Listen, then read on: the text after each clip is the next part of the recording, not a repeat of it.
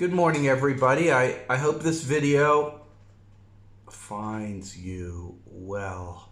A lot of stuff going on. It's exciting February and March this 2023.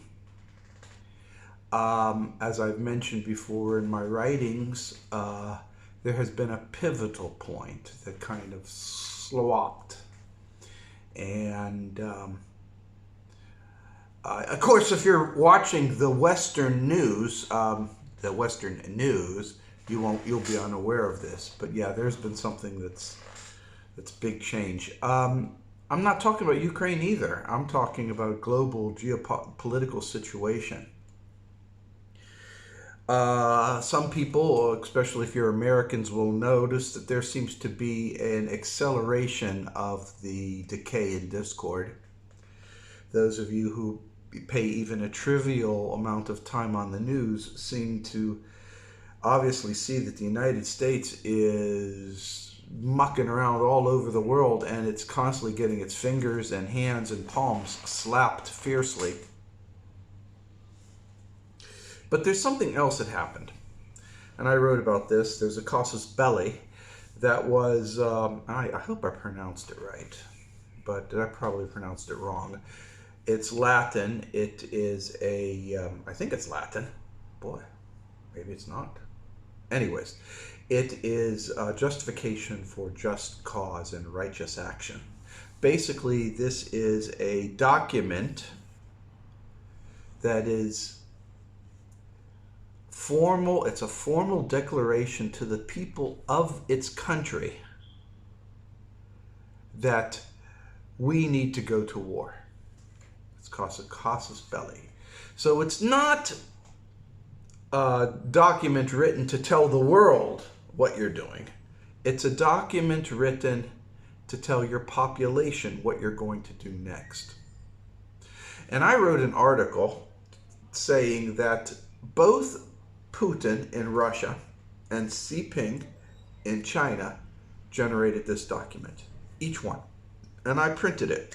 I put the text of it, both documents, on a page, and thought nothing more of it because this is kind of old news. We all know about this if you're in MM land, but for many of you, you're probably unaware. And I checked my feed the other day, yesterday and today, and it is off the charts. Everybody's reading this damn thing, and then I'm getting comments. And you can tell these commenters are not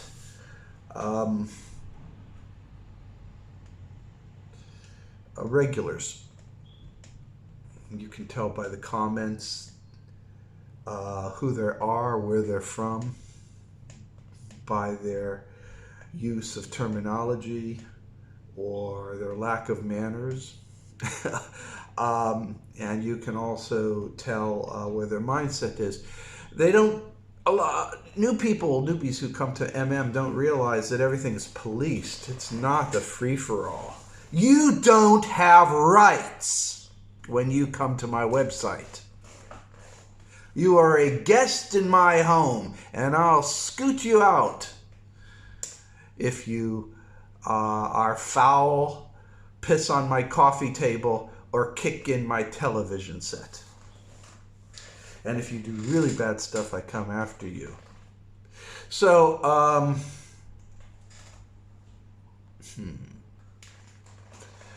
anyways, the big news is that the geopolitical situation has pivoted. It's going to rock now in the other direction, and a new world order is going to manifest. There's people of simplistic understandings, black and white thinking, who think that, okay, we're going to have a World War III and all this kind of stuff. No, not necessarily. World War III has been going on for some time now, people. It's a stealth war. You haven't seen it. But if it goes hot, it'll be a missile war. And if you've ever played Risk, you know the game Risk. You know that the one who has the most missiles is the one who's going to win the missile war. And that's China and Russia.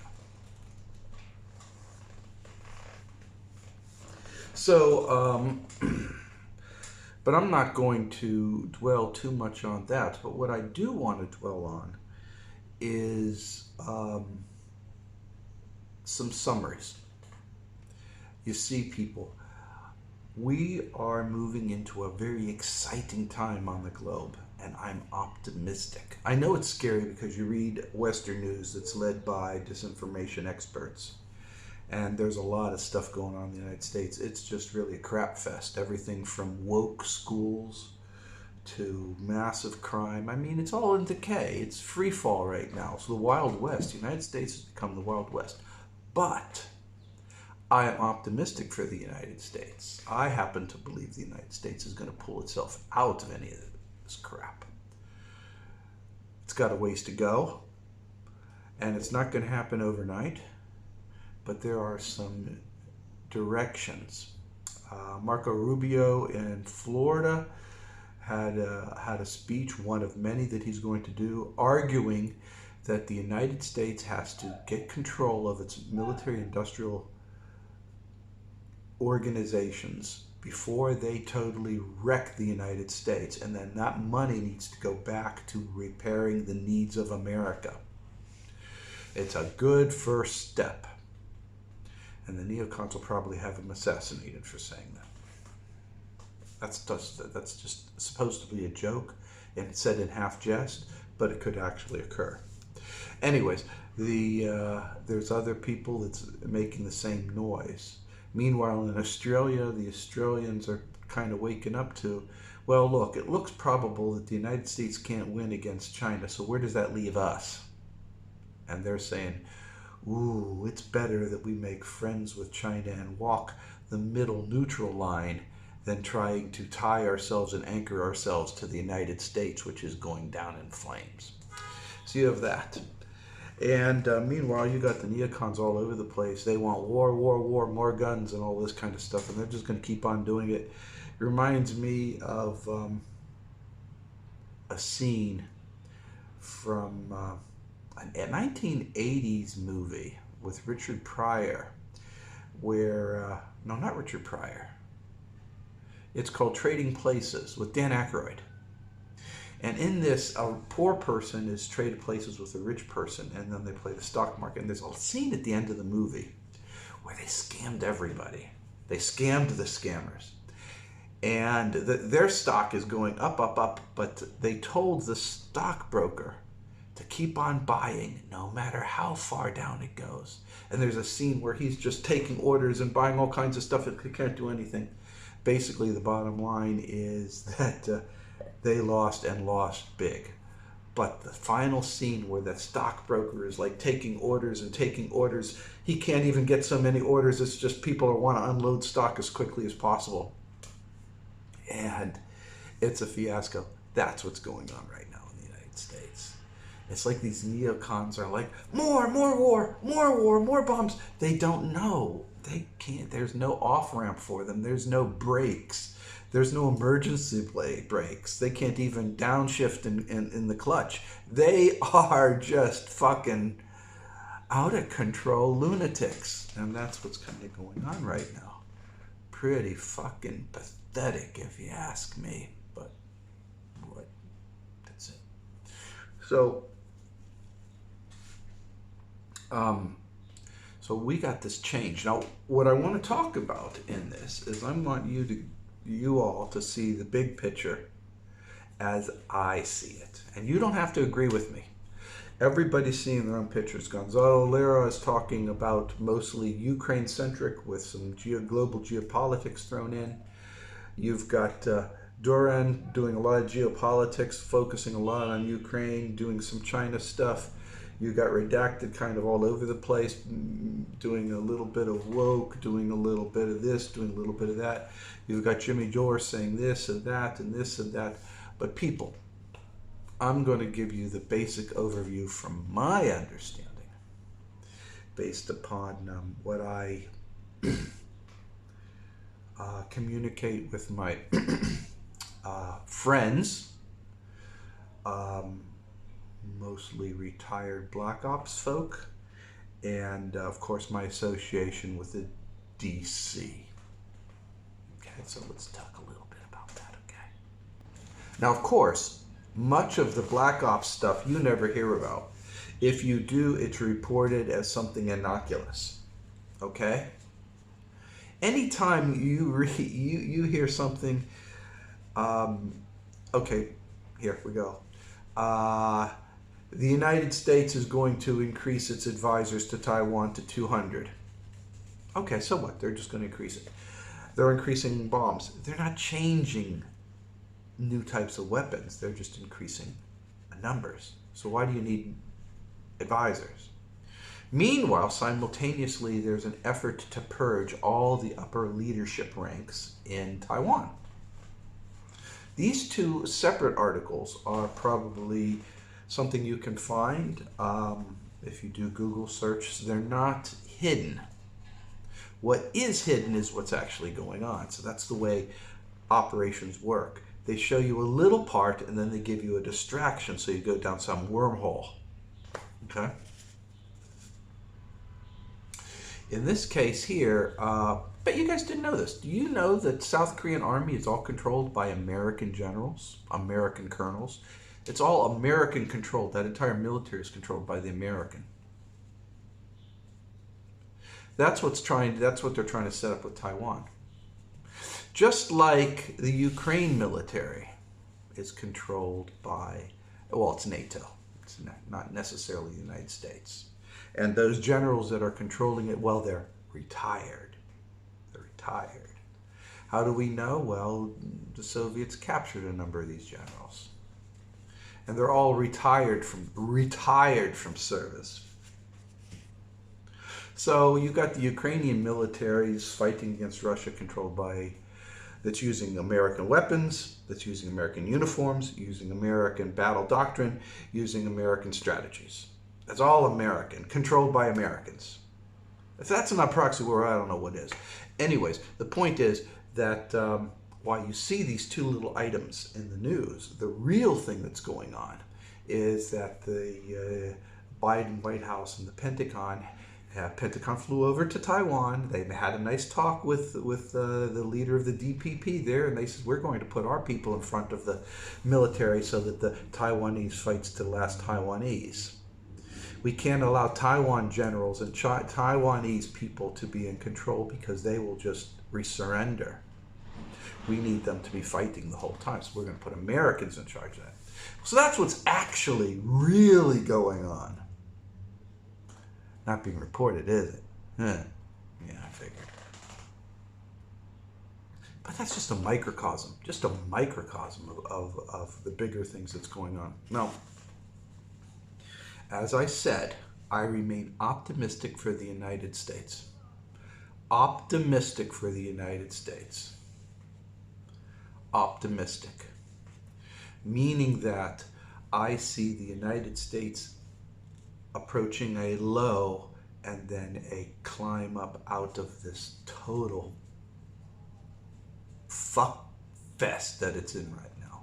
I see that. I see that because I'm an American and I have some faith. The issues and the hurdles are enormous.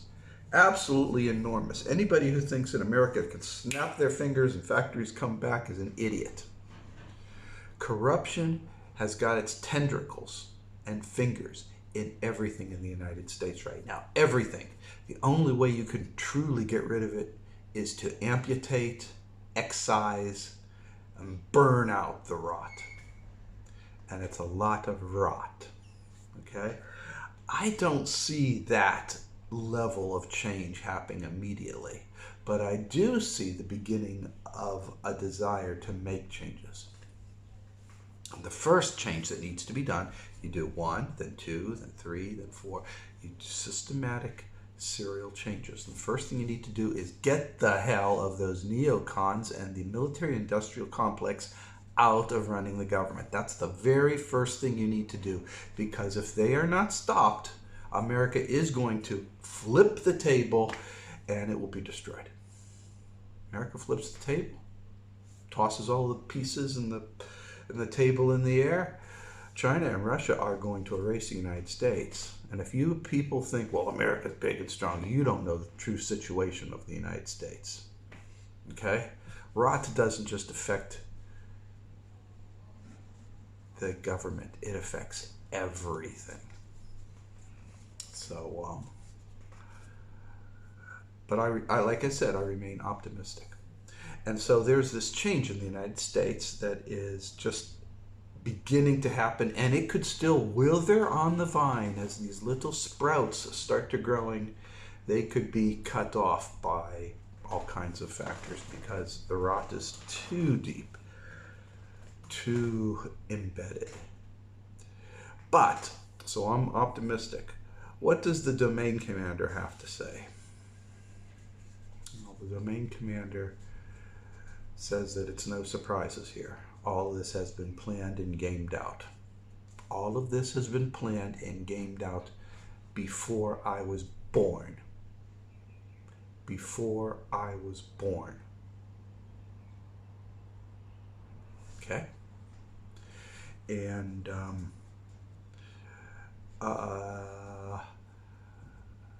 it's still little to medium bads. The impression I get is that it kind of goes back and forth over time, depending upon individual circumstance. So you see, things change, situations change. You just can't take a snapshot of a point in time and say that is what's going to manifest, because as you all know, our world lines coalesce at highest probability points of inflection. That's why there's anchoring. And that's why I was in Majestic to anchor world lines. Right now the world lines are kind of tattering around. They're tattered. It's really kind of, they're undulating and rolling and tattering and flapping about. I don't quite. It's like there's nobody in charge. Something's really fucked up. But